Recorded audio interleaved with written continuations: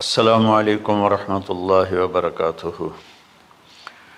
الحمد للہ الذی بیدہ الملک وهو علی کل شیء قدیر، هو الاول والآخر والظاہر والباطن وهو بكل شیء علیم، واشہد ان لا الہ الا اللہ وحدہ لا شریک لہ، واشہد ان سیدنا ومولانا محمدا عبدہ ورسولہ، ارسلہ بالحق بشیرا ونذیرا وداعیا الی اللہ بإذنہ وسراجا منیرا، صلی اللہ تعالی علیہ وعلی آلہ وعلی اصحابہ وبارک وسلم تسلیما کثیرا کثیرا، اما بعد فاعوذ باللہ من الشیطان الرجیم، بسم اللہ الرحمن الرحیم۔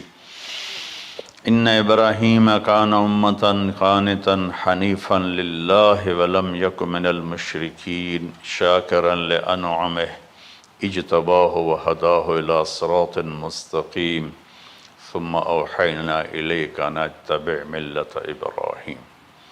وقال تعالی فلما اسلم وتلہ للجبین ونادیناہ ان یا ابراہیم قد صدقت الرؤیا انا کذلک نجزی المحسنین۔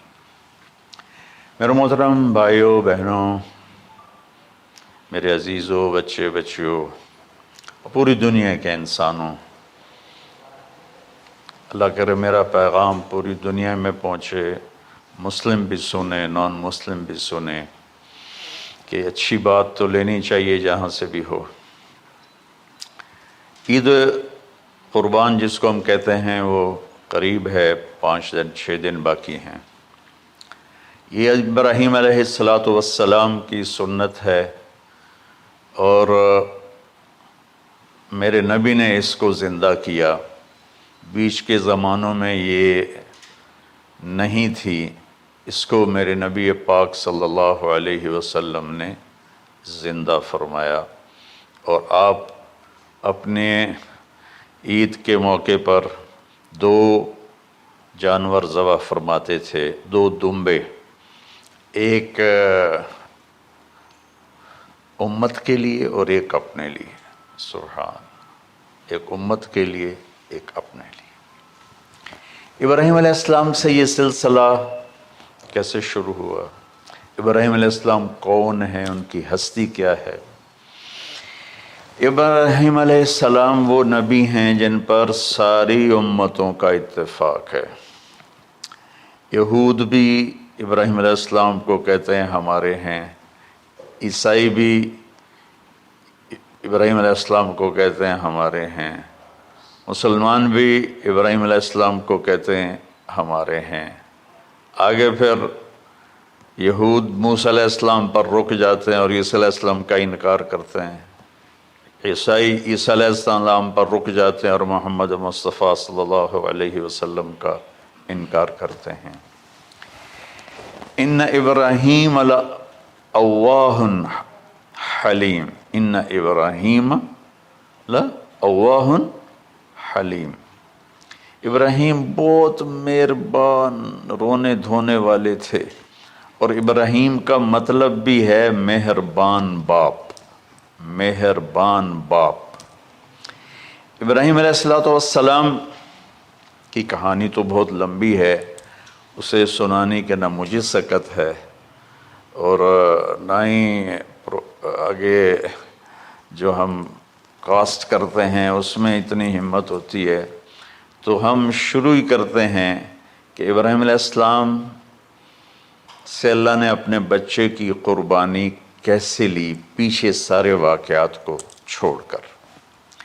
ابراہیم علیہ السلام کو جب آگ میں ڈالا گیا اور اللہ تعالیٰ نے ان کو آگ سے زندہ سلامت باہر نکالا، تو پھر انہوں نے ہجرت فرمائی اور مصر گئے۔ مصر کا جو بادشاہ تھا وہ ہر آنے والی عورت کو زبردستی ایک رات اپنے کمرے میں رکھتا تھا، تو اس نے حضرت سارہ علیہ السلام کو بھی قبضہ کر کے اپنے کمرے میں رکھا۔ جو ہی ہاتھ بڑھاتا اس کا ہاتھ سوکھ جاتا، پیچھے کرتا تو ٹھیک ہو جاتا۔ پھر ایسے ہاتھ بڑھاتا سوکھ جاتا، پھر پیچھے کرتا ٹھیک ہو جاتا، پھر ایسے ہاتھ بڑھایا سوکھ گیا، پھر پیچھے کیا ٹھیک ہو گیا۔ تو اس نے کہا یہ تو کوئی اور ہی بات ہے، تو اس نے اپنی بیٹی حضرت ہاجرہ وہ ان ابراہیم علیہ السلام کے نکاح میں دے دی۔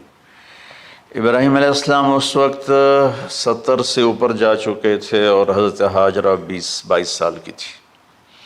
یہ 3 افراد کا قافلہ ہجرت کر کے فلسطین پہنچا، اور ابراہیم علیہ السلام کی عمر گزر گئی۔ رب ہب لی من الصالحین، یا اللہ کوئی نیک بچہ دے، یا اللہ کوئی نیک بچہ دے۔ اولاد کا نیک ہونا ضروری ہے، ڈاکٹر بنے، انجینئر بنے، عالم بنے، مفتی بنے، ان میں سے کوئی چیز ضروری نہیں، اولاد کا نیک ہونا ضروری ہے۔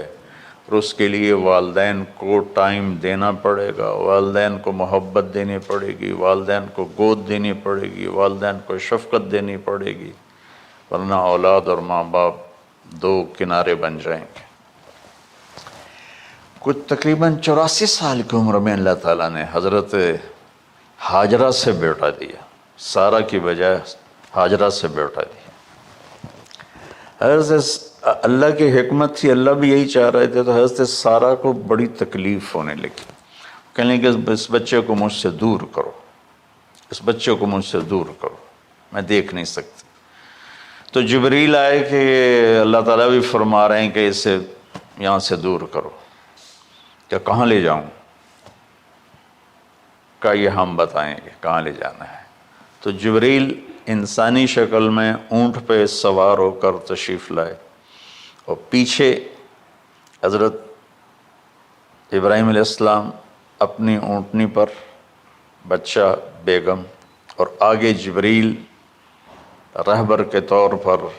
فلسطین سرسبز ہے، کہیں خشک ہے، لیکن پانی ہے، اچھی آبادی ہے۔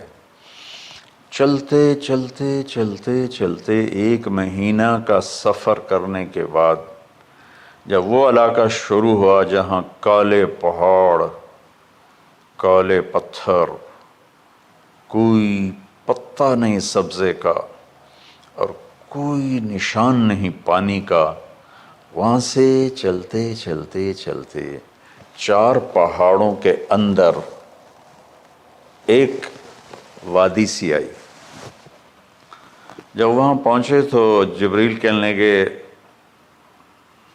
اللہ کے نبی یہاں ہاجرہ اور اسماعیل کو چھوڑ دیں۔ جب وہ آگ میں جا رہے تھے نا ابراہیم علیہ السلام، تو ایک لفظ نہیں بولے، بس نے کہا حسبی اللہ و نعم الوکیل۔ لیکن جب جبریل نے کہا یہاں چھوڑ دیں تو ایک دم بولے یہاں کیسے چھوڑ دوں، یہاں تو کچھ بھی نہیں ہے، یہ کیسے رہیں گے؟ کہ یہ آپ کے رب کی منشا ہے، یہاں اللہ کا گھر بنے گا، یہاں اس بچے کی نسل سے ایک آخری نبی پیدا ہوگا جو پورے عالم کو روشن کرے گا، آپ چھوڑ دیں۔ تو وہ وہاں 3 دن رہے، ان کے لیے ایک چھپر سا بنایا لکڑیاں کاٹ کے، یا 2 دن رہے یا 1 دن، یہ تو کوئی تحقیق کوئی نہیں ہے، لیکن ایک چھپر سا ان کو بنا کے دیا ایسے، یعنی اس ایک اوپر وہ لکڑیوں کی چھاؤں کر دی اور نیچے ایسے بانس سے گاڑ دیے اور چل پڑے۔ تو حضرت ہاجرہ فرمانے لگے آپ کہاں جا رہے ہیں؟ اتنا بڑا امتحان تھا کہ جواب نہیں دینا، بس چپ کر کے چلو۔ انہوں نے پھر پوچھا آپ مجھے چھوڑ کے کیوں جا رہے ہیں؟ آگے سے خاموشی۔ چلتے چلتے 3 میل تک وہ اس طرح چلی۔ جب وہ کدئی پہنچیں تو اس وقت ان کو خیال آیا یہ اللہ کے نبی ہیں، کہیں ان کو اللہ نے نہ کہا۔ تو ان کا اللہ امرک، کیا آپ کو اللہ نے کہا کہ مجھے چھوڑ دیں؟ کہنے لگے ہاں، یوں کیا۔ ایک دم ایک نئی ہاجرہ نے جنم لیا کہ اذن، یوں گردن، اذن لن یضیعن اللہ، جاؤ پھر میرا اللہ مجھے ضائع نہیں کرے گا۔ ابراہیم علیہ السلام بوجھل دل کے ساتھ پیدل چل رہے تھے، دونوں میاں بیوی اونٹنی پہ سوار ہوئے، اور وہ اپنے بچے کو گود میں لے کر ایسے کھڑی ان کو دیکھ رہے تھے۔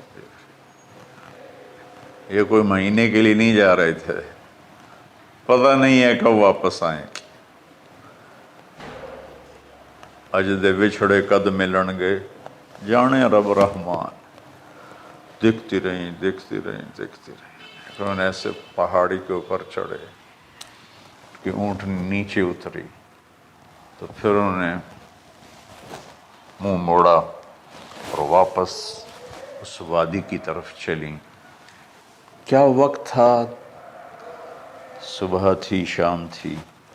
جو ابراہیم علیہ السلام غائب ہوئے تو ایک دم آپ نے اونٹنی کا منہ موڑا ادھر ہی اور کہا ربنا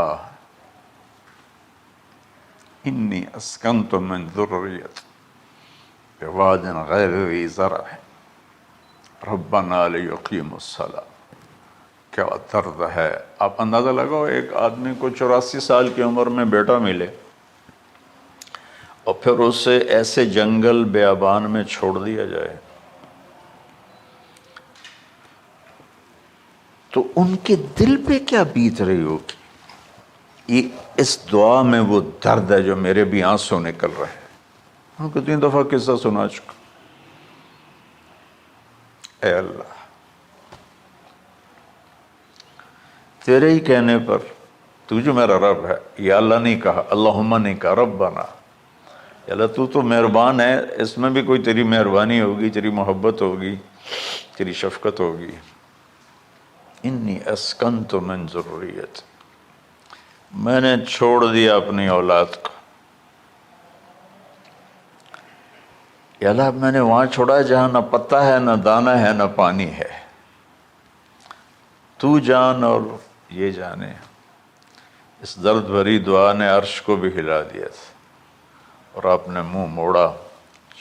اس باپ کو سوچو جو ہر قدم پہ اپنے معصوم بچے سے دور ہو رہا ہے، اور اس ماں کو سوچو جو ہر قدم پہ اپنے خامند سے دور ہو رہی ہے۔ ابراہیم کی منزل تو آگے گھر ہے، 2 بیویاں اور ہیں، ادھر تو پتھروں کے ساتھ دوستی ہے۔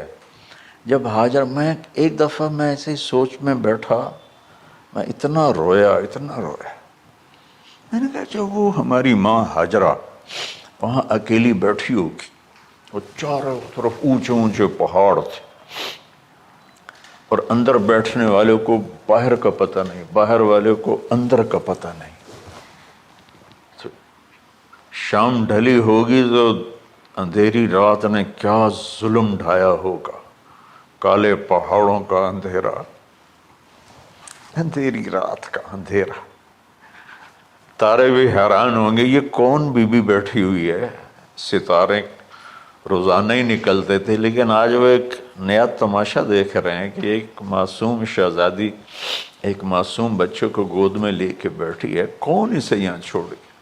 چاندنی رات ہی تو چاند بھی حیران ہو رہا ہوگا، یہ کیا ہو رہا ہے، یہ کیا ہو رہا ہے، یہ کیا ہو رہا ہے۔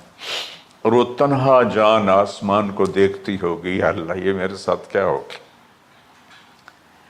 وہ رات کیسی، پہلی رات کیسی گزری ہوگی حضرت ہاجرہ پر۔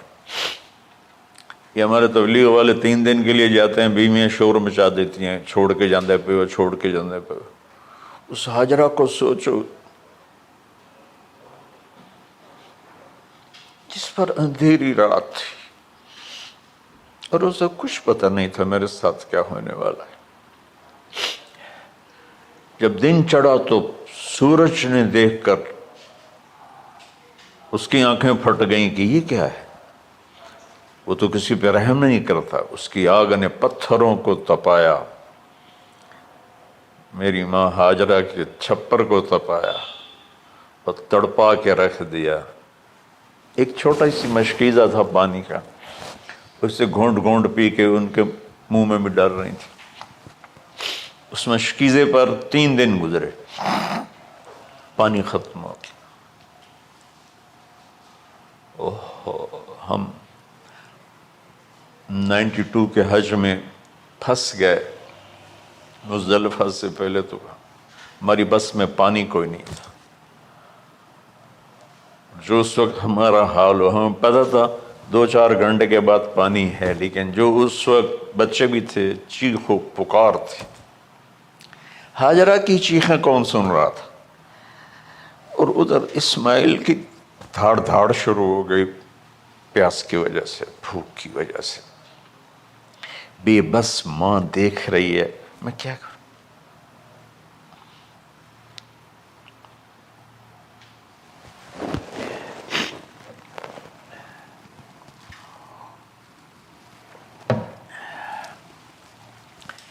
میں قطر میں تھا جماعت میں، تو مجھے یہاں کندھے میں درد ہوا، میں ہاسپٹل گیا تو ایمرجنسی سے انہوں لے کر گئے. ایک بچہ تڑپ رہا تھا اس میں، جو ہاسپٹل کا بیڈ ہوتا ہے، چھوٹا سا. اس کی ماں ٹیک لگا کر نا اس کو یوں دیکھ رہی تھی. مجھے نہیں پتا وہ کون ہے، مجھے نہیں پتا اس بچے کو کیا ہے، لیکن آپ یقین مانیں یہ جو میرے آنسو ہیں اس عورت کی وجہ سے، کہ جس خاموش ساز خاموش فریاد سے معمور ہیں ہم، نالہ اگر لب پہ آتا ہے تو مجبور ہیں ہم. جس طرح وہ ماں ساز خاموش تھی اور اس کے چہرے پر درد پکار رہا تھا، میں صرف ایسے گزرتے گزرتے اس کو دیکھا اور میں آج رو رہا ہوں 15 سال کا قصہ یاد کر کے. تو ہاجرہ کے چہرے کو کون پڑھنے والا تھا؟ کون سی ایمرجنسی وارڈ میں بیٹھی تھی؟ کون اس کے لیے کہہ رہا تھا میں پانی لاتا ہوں، کھانا لاتا ہوں؟ موت تھی دونوں ماں بیٹی کی. تو یہ بے قراری میں صفا مروہ کی دوڑ لگائی، انہیں پتا تھا کچھ نہیں ہے.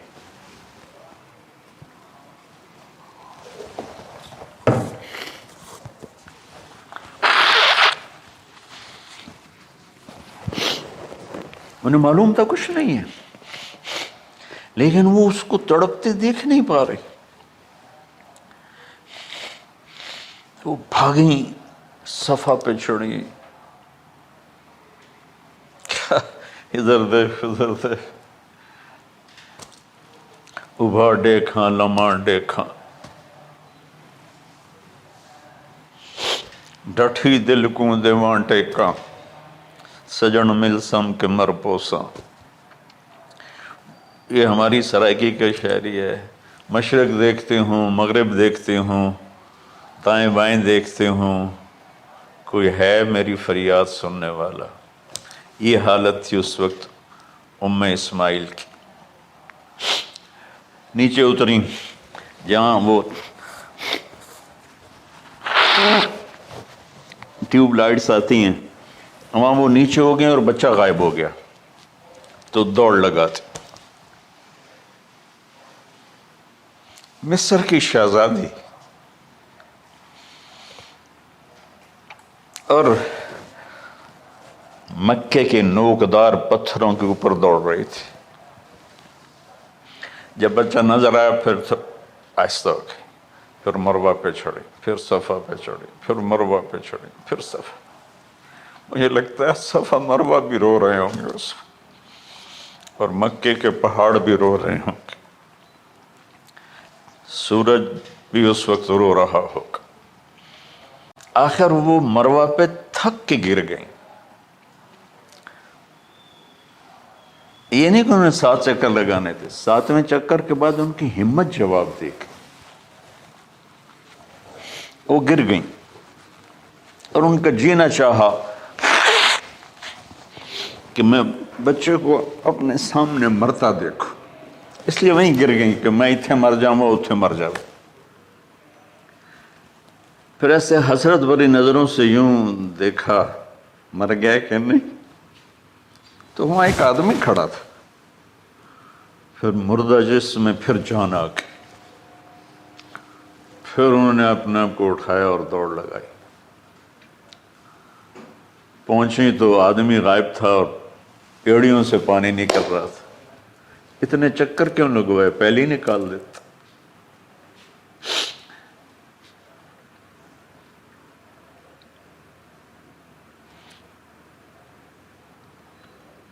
عاشق ہوں میں عشق کماں میں، دل رکھیں وانگ پہاڑاں ہو،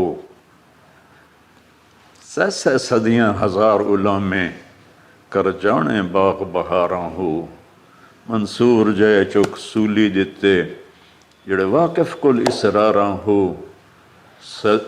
سجدیں سر چائیں نہ باہو، توڑے کافر کہیں ہزاراں ہو، عاشق سوئی حقیقی جڑا، قتل معشوق دے مننے، سر نو جوڑے تے مکھ نہ موڑے، بھامیں 100 تلواراں کھنے، سچا عشق حسین علی دا باہو، سر دتے تے راز نہ بن۔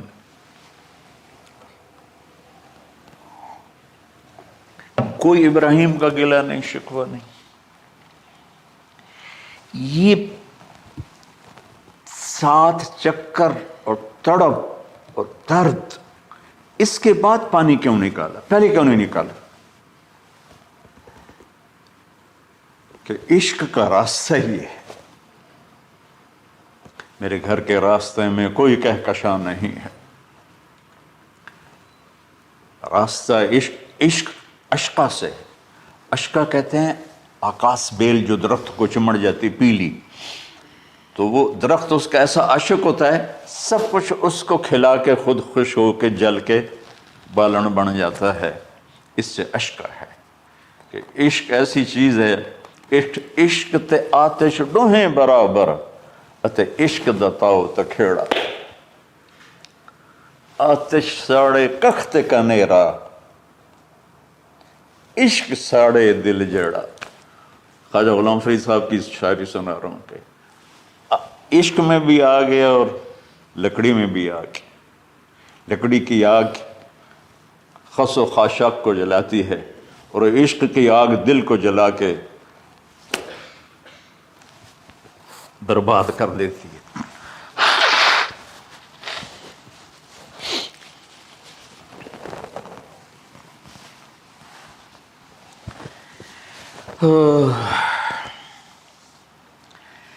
یہ دنیا میرے بھائی بہنوں امتحان کی جگہ ہے، ہم اسے جنت بنانا چاہتے ہیں، ہم یہاں اپنی مرضیاں پوری کرنا چاہتے ہیں۔ اللہ کی قسم، اللہ کی قسم، اللہ کی قسم، جس نے اپنی مرضی پہ چلنا شروع کیا وہ تباہ ہو گیا، جو اللہ رسول کی غلامی کے دائرے میں آیا وہ کامیاب ہو گیا۔ دیکھا تو پانی ابل رہا ہے، ابل رہا ہے، ابل رہا ہے، فوارے مار رہا ہے۔ تو اس وقت عبرانی لینگویج تھی تو ان کا زمزم زمزم، ٹھہر جا ٹھہر جا ٹھہر جا۔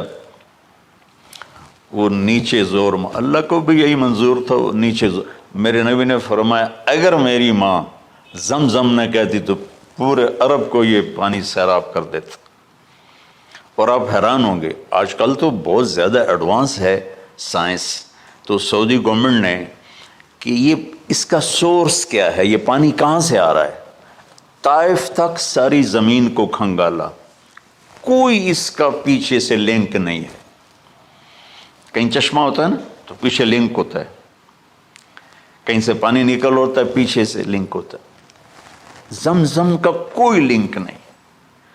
جو ہی موٹر چلاتے ہیں تو 8-9 جھرنے ہیں، سوراخ، وہاں سے پانی ابل ابل کے آنا شروع ہو جاتا، اور جو ہی موٹر بند کرتے تو وہ جھرنوں کا پانی بند ہو جاتا۔ اس میں نہ مچھر ہے، نہ اس میں کوئی کیڑا ہے، نہ کوئی مکوڑا ہے، پاک صاف پانی، زمزم زمزم۔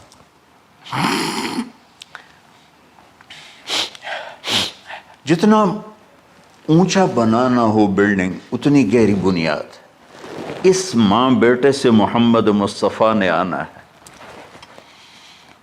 تو پھر بنیاد تو گہری ہوگی نا، ایسے تو نہیں ہے نا۔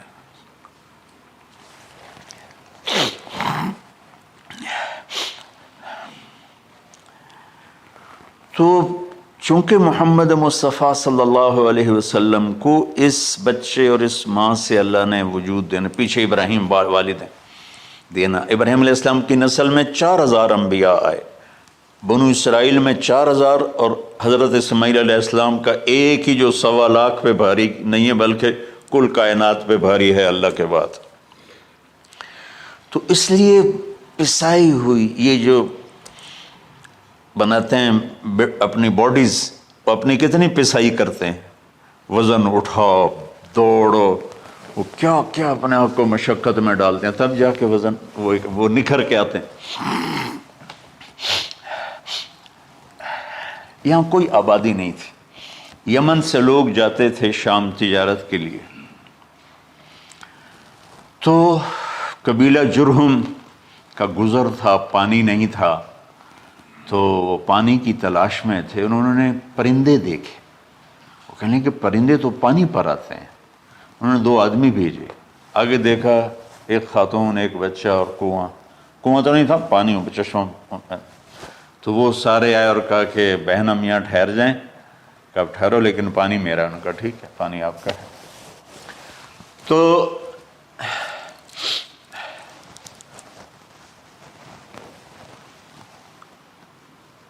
ایک سال کے بعد اجازت ملی، جاؤ مل کے آؤ. مل کے آئے. جس گھاٹی سے ابراہیم کو جدا کیا تھا اس پر کتنی دفعہ حضرت ہاجرہ کی نظر پڑتی ہوگی.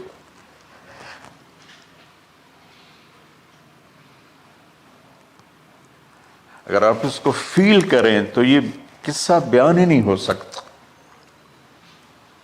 بس رونا ہی پڑے گا.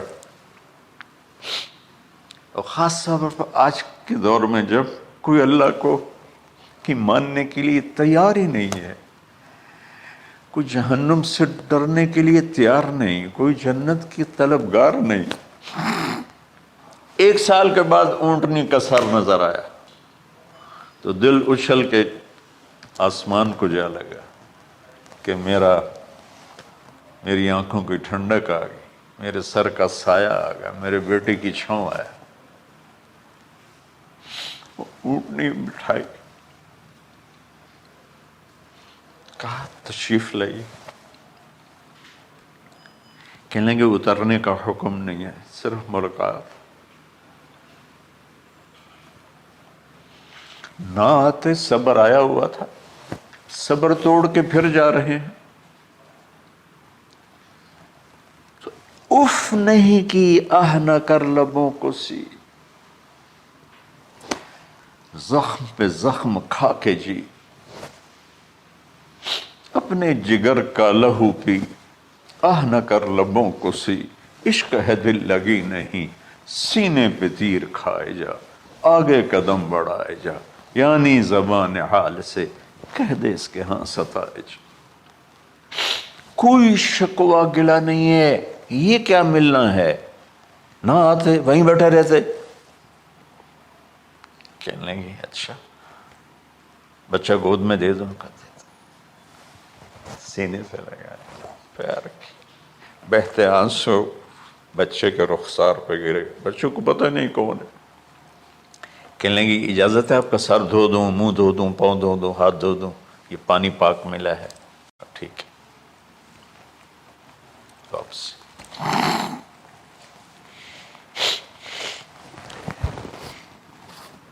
فلما بلغ معه السعي، جب وہ بچہ بھاگنے دوڑنے لگا، دل میں اتر گیا، نظروں کو بھا گیا، تو خواب آنے شروع ہوئے. قیمتی چیز قربان کرو، پتہ نہیں کتنی بکریاں قربان کر دیں. پھر خواب آیا قیمتی چیز قربان کرو، پھر گائے قربان کر دیں، عدد مجھے یاد نہیں ہے. پھر خواب آیا قیمتی چیز قربان کرو، اونٹ قربان کر دیے. پھر خواب آیا قیمتی چیز قربان کرو، تو پھر خیال آیا کہ یہ اسماعیل کی طرف اشارہ ہے. 1500 کلومیٹر ہے، 1 مہینے کا اونٹ کا سفر ہے. چھری لے کر ایک باپ بچے کو ذبح کرنے جا رہا ہے.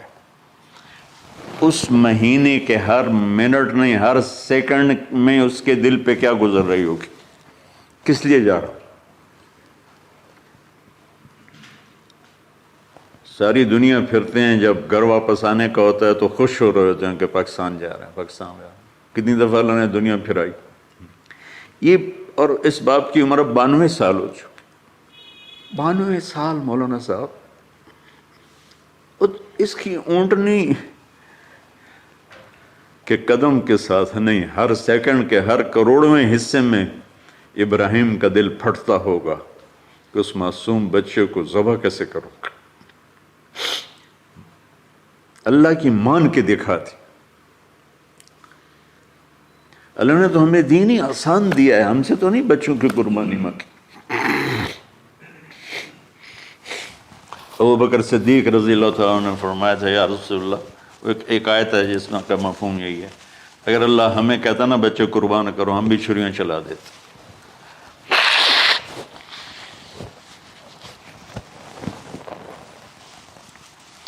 تو میں اس تصور میں جب ڈوبتا ہوں میں رونا شروع کر دیتا۔ عاصم کا بازو ٹوٹا، 6 سال کا تھا، اس کو جوڑ رہے تھے تو اس کی چیخیں نہیں کر رہی تھی، میں باہر نکل گیا، مجھ سے چیخیں سنی نہیں گئی، حالانکہ وہ اس کا علاج کرنے کے لیے کر رہے تھے۔ اور یہ 92 سال کی ہستی بڑھاپے میں 1 مہینے کی اذیت برداشت کرتے ہوئے جا رہے ہیں کہ بیٹا ذبح کرنا ہے، بیٹا ذبح کرنا ہے، بیٹا ذبح کرنا ہے۔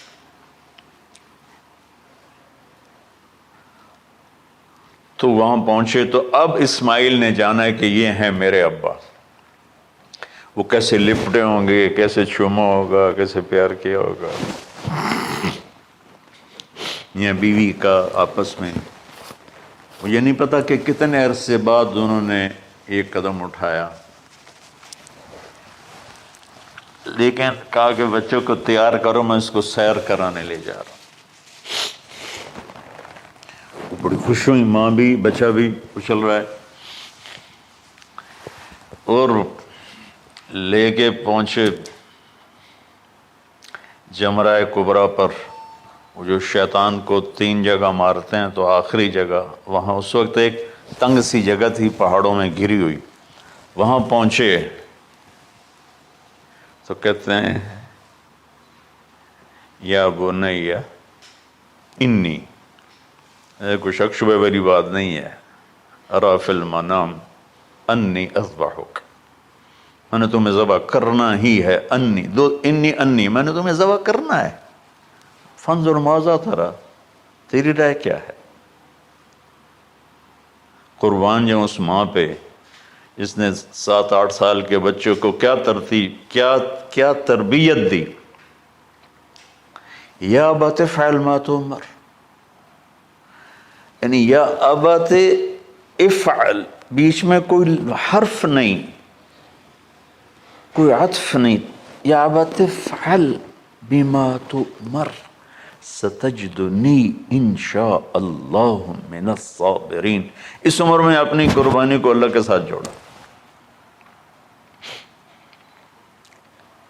ابا کرو آپ۔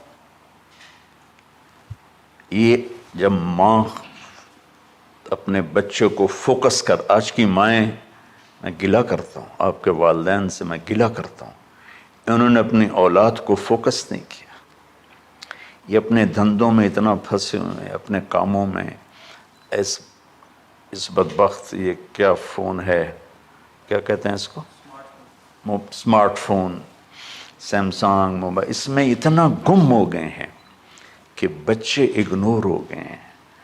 3 سال کا بچہ اسکول جا رہا ہے، اسے ماں کی گود چاہیے، اسے اسکول بھیج رہے ہیں، وہ وہاں، میرے بچے کو ڈسلیکسیا تھا، اس کو عاصم کو، اس کو پڑھنا نہیں آتا تھا، ایک بیماری ہے، تو اس کی ٹیچریں مار مار مار اس کا حشر کر دیتی، میرا بچہ برباد کر دیا انہوں نے۔ وہ 6 سال کی عمر میں ڈپریشن کا شکار ہو۔ میں ماؤں سے کہتا ہوں بچوں کو ٹائم دو، تمہارا سرمایہ تمہاری اولاد ہے، اور اولاد ڈگری سے عزت نہیں ملتی، اولاد تمہاری نیک ہوگی تو وہ بلند بخت ہوں گی، عزت پائیں گی۔ پاکستان کو پڑھے لکھوں نے لوٹا ہے، ان پڑھوں نے نہیں لوٹا۔ ابا جی، بابا جی، آپ کریں نا، دیر کیوں کر رہے ہیں؟ ستجدنی انشاءاللہ من الصابرین، آپ دیکھیں گے میں آپ کی آزمائش پہ پورا اتروں گا اور اللہ کی آزمائش پر بھی پورا اتروں گا۔ پھر معصوم ذہن ادھر چلا گیا ماں کی طرف، کہنے لگے ہاں یہ بات تو ہے کہ میری ماں کو بڑی تکلیف ہوگی، تو اس لیے نا اپنا کرتا اتارا، کہا بابا جی یہ کرتا آپ میری ماں کو دے دیں، وہ جب مجھے یاد کرے گی میرا کرتا دیکھ لے، اور آپ نے مجھے یہیں دفن کرنا ہے، ادھر نہیں لے جانا، اور آپ بھی احتیاط کریں، مجھے الٹا الٹائیں، طلّہ للجبین، میرا سر زمین پہ لگا ہے، گردن نہیں، تاکہ آپ کو تکلیف نہ ہو مجھے دیکھ کر۔ اب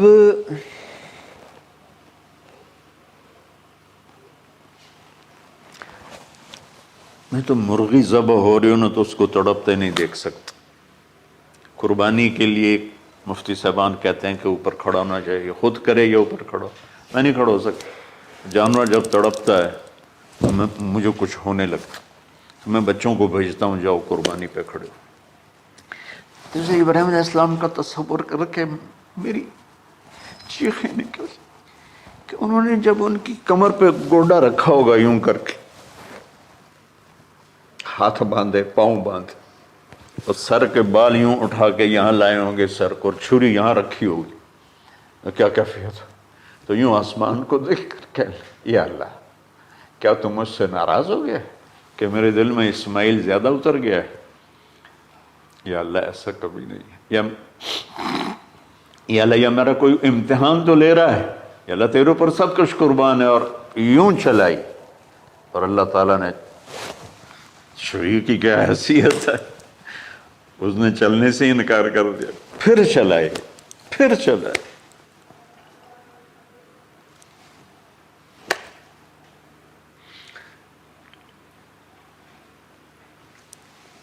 بعضی کتابوں میں ہے تو صحیح، لیکن روایت کی کتنی حیثیت ہو تو مجھے نہیں پتا، لیکن چونکہ یہ ایک تاریخی چیز ہے کہی جا سکتی ہے۔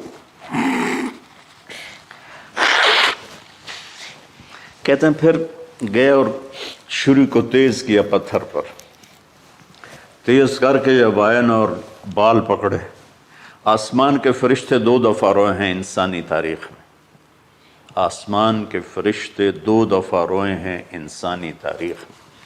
ایک جب ابراہیم علیہ السلام نے ان کی کمر پہ اپنا گھٹنا رکھا کہ سر کے بال پکڑ اور چھری پکڑ کے یہ کہا یا اللہ تو مجھ سے ناراض ہو گیا، تو آسمان کے فرشتوں کی چیخیں نکل گئی، اور ایک جب اللہ کے نبی کو طائف میں پتھر پڑے کہ اللہ من یشکو الیک ضعف قوتی، تو آسمان کے فرشتوں کی چیخیں نکل گئی جب ہمارے نبی کو طائف والوں نے مارا اس پر۔ یہ 2 دفعہ آسمان کے سب فرشتے روئے۔ تو پھر اللہ نے کہا بس، نادیناہ ان یا ابراہیم قد صدقت الرؤیا انا کذلک نجزی المحسنین، ابراہیم تو پاس ہو گیا ہے، چھری چل گئی، اور آنکھوں پر تو پٹی تھی، چھری چل گئی، پٹی کھولی تو سامنے کبش تھا، دمبا اور اسماعیل اور جبریل کھڑے ہوئے تھے۔ اس جانور کی قربانی ایک علامت ہے، اس قربانی سے ایک پیغام ہے کہ اپنے غلط جذبات کو اللہ پر قربان کر دو۔ ہم سے اللہ نہیں کہہ رہا بچے قربان کرو، ہم سے کہہ رہا غلط جذبات قربان کرو۔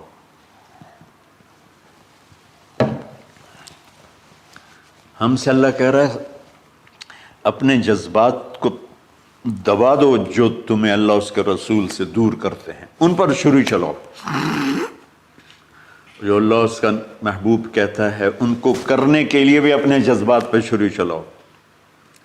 سچ بولنے کے لیے چھری چلانی ہے تو چلاؤ اپنے جذبوں پر، اب اس کو پھیلا دو۔ ساری شریعت میں اللہ نے جو احل حلالا، جو اس نے کہا ہے یہ کرنا ہے اس کے لیے اپنے جذبات قربان کر دو، وحرم حراما، اور جو کہتا ہے نہیں کرنا اس کو چھوڑنے کے لیے اپنے جذبات قربان کر دو۔ تو یہ ہے قربانی کی اصل حقیقت۔ جانور دمبے ذبح کرنا تو اس کی ایک علامت ہے، اس کی ایک علامت ہے کہ ہم میرے نبی نے حج پر 63 اونٹ ذبح کی، اپنے ہاتھ سے ذبح کی، باقی 37 حضرت علی رضی اللہ تعالیٰ علیہ السلام نے ذبح کیے۔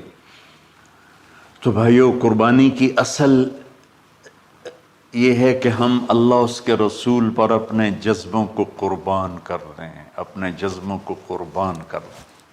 مولانا ابوالکلام آزاد رحمۃ اللہ علیہ کا میں مضمون پڑھ رہا تھا اسی قربانی پر، تو انہوں نے فرمایا، انہوں نے لکھا، وہ خطابت اور قلم کے تو بادشاہ تھے، واقعی وہ ابوالکلام تھے۔ انہوں نے لکھا کہ اللہ نے چھری کے لیے چلنا طے کیا ہوا تھا، اللہ نے چھری کے لیے چلنا طے کیا ہوا تھا۔ جب اسماعیل کو لٹایا گیا تو اسماعیل کو کھینچ لیا، چھری کو روک دیا۔ جب میرے نبی کے والد کو حضرت عبد المطلب جب زمزم کا کنواں کھود رہے تھے تو باپ بیٹا تھے، حارث اور عبد المطلب، تو تھک کر کے ایک دن کہنے لگے، یا اللہ اگر تو مجھے 10 بیٹے دے گا نا تو میں ایک تیرے نام پہ قربان کروں گا۔ اللہ نے 15 دے دیے۔ جب وہ سارے جوان ہو گئے تو ان کو اکٹھا کیا، بچوں میں نے تو منت مانی تھی۔ تو انہوں نے کہا، ابا جان آپ جس پہ ہاتھ رکھیں گے ہم تیار ہیں، کیا اطاعت ہے۔ تو کہنے لگے نہیں، میں قرعہ ڈالوں گا، جو اس زمانے کا طریقہ تھا وہ تیروں کے ساتھ۔ تو حضرت عبداللہ کا قرعہ نکل آیا، حضرت عبداللہ سب سے زیادہ محبوب، تو انہوں نے ہاتھ پکڑا، چھرا اٹھایا۔ عمر بن عاص رضی اللہ عنہ کے والد عاص بن وائل ایک بہت بڑا کام کر گیا، وہ سامنے آ کے کھڑا ہو گیا، کہنے لگا یہ کام نہیں ہوگا۔ انہوں نے کہا یہ سردار کا بول ہے، کہا آگے بھی سردار کھڑا ہوا ہے، میں یہ ظلم نہیں ہونے دوں گا۔ سارے مکے والے اس کے ساتھ ہو گئے، عبد المطلب اکیلے رہ گئے۔ انہوں نے کہا وہ جو ہے نا قطبہ کاہنہ نجران میں، وہ جو فیصلہ کرے گی یا غصفان میں وہ مانوں گا۔ کہا چلو۔ تو غصفان یا نجران گئے قریش مکہ کے سردار۔ تو اس کاہنہ عورت، جیسے آج اس زمانے کی جج ہوتی تھی، مرد بھی عورت میں، اس نے کہا کہ تم لوگ قتل کا معاوضہ کیا لیتے ہو؟ کہ 10 اونٹ۔ کہ اچھا ایسا کرو، ایک تیر پہ لکھو عبداللہ اور ایک پہ لکھو 10 اونٹ اور قرعہ ڈالو۔ اگر اونٹوں کا قرعہ نکل آئے تو جتنے اونٹ لکھے ہیں وہ ذبح کر کے عبداللہ کو چھوڑ دو، اور اگر عبداللہ کا نام نکلے تو ہر دفعہ 10 اونٹ بڑھا دو۔ تو وہ سارے بڑے خوش ہو گئے۔ تو عبد المطلب نے احتیاطاً 100 اونٹ پہلے کھڑے کر لیے صفا کے ساتھ، اور حرم شریف میں اکٹھے ہو گئے، اور وہ جو تیروں سے کرتے تھے تو الانصاب غالباً اس کو کہتے ہیں، ایسا ہی ہے نا؟ ہاں۔ تو وہ 10 اونٹ عبداللہ، اس نے جو قرعہ اندازی میں والے جو پھینکا تو نکلا عبداللہ۔ تو وہ 10 اونٹ اس نے پہلے الگ کھڑے کیے تھے تو 20 کر دیے، پھر قرعہ ڈالا تو عبداللہ، پھر 10 اور کر کے 30 کر دیے، پھر قرعہ ڈالا تو عبداللہ، پھر 10 اور کی تو 40 ہو گئے، پھر قرعہ ڈالا تو عبداللہ تو 50 ہو گئے، پھر قرعہ ڈالا تو عبداللہ تو 60 ہو گئے۔ مکے والوں کی آنکھیں پھٹنے لگی، پسینے آنے لگے۔ پھر قرعہ ڈالا عبداللہ تو 70 ہو گئے، 80 ہو گئے، 90 جب ہوئے تو سب کی آنکھیں باہر نکل آئیں کہ اب پیچھے تو اونٹ ہی ختم ہو گئے۔ تو پھر قرعہ ڈالا 100 پر تو نکلا 100 اونٹ۔ تو سب نے نعرے لگائے، تو عبد المطلب کہنے لگے نہیں میں ایک دفعہ اور کروں گا، کیا تو پھر 100 اونٹ، پھر سب نے نعرے لگائے، کہ نہیں میں ایک دفعہ اور کروں گا، پھر کیا تو 100 اونٹ۔ تو پھر عبد المطلب نے حضرت عبداللہ کو آزاد کیا، 100 اونٹ خود ذبح کیے۔ تو ابوالکلام آزاد رحمۃ اللہ علیہ فرماتے ہیں دوسری دفعہ وہ چھری چلنے لگی حضرت عبداللہ پر۔ ایک واقعہ بھی اس کے ساتھ عجیب ہے۔ آپ بازار میں جا رہے تھے حضرت عبداللہ، تو سامنے سے ایک نا پہلی کتابوں کی عالم عورت آ گئی۔ اس نے اسے دیکھا تو کہا عبداللہ تیری جان بچانے پہ 100 اونٹ ڈگے تھے نا؟ کہاں؟ کہ ایک رات میرے ساتھ گزار لے 100 اونٹ میں دوں گی۔ تو اس نے نور نبوت دیکھا یہاں، تو آپ نے کہا نہیں میں عزت دار ہوں، میں یہ کام تو نہیں کر سکتا۔ تو پھر فرمایا کہ اللہ نے اسماعیل کو نکالا، عبداللہ کو نکالا، لیکن چھری نے چلنا تھا۔ جب حسین کی باری آئی تو اللہ نے چھری کو کہا چلو، اور وہ کاٹتے چلی گئی گاجر مولی کی۔ میرے نبی کی ساری نسل ذبح کی۔ کتنا کہا اذکرکم فی اہل بیت، اذکرکم فی اہل بیت، اذکرکم فی اہل بیت۔ صرف 60 سال بعد امت نے 89 سمیت 72 انسان ذبح کر دی، کہ جنازے بھی نہ پڑھنے تھے۔